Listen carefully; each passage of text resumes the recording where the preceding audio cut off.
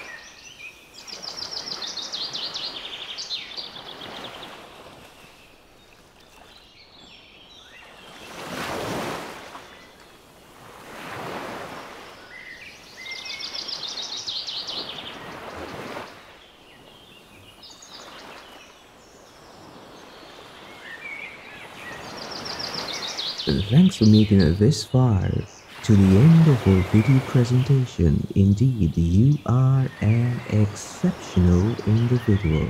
Continue to see it fitting to enjoy the footage and the sceneries that are presented.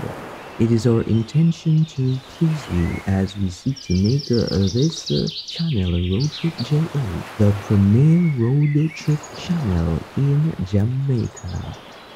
If you know someone who would be interested in this kind of content, please feel free to share the link with them. Don't forget to like, comment, subscribe to this channel so that others may be able to benefit from the developments taking place in Jamaica. It has been a beautiful day. The sun is about to set. So at this time we're going to be signing out from Road Trip JA. This is Dr. A. Walk, ride, drive, and fly good. Until next time.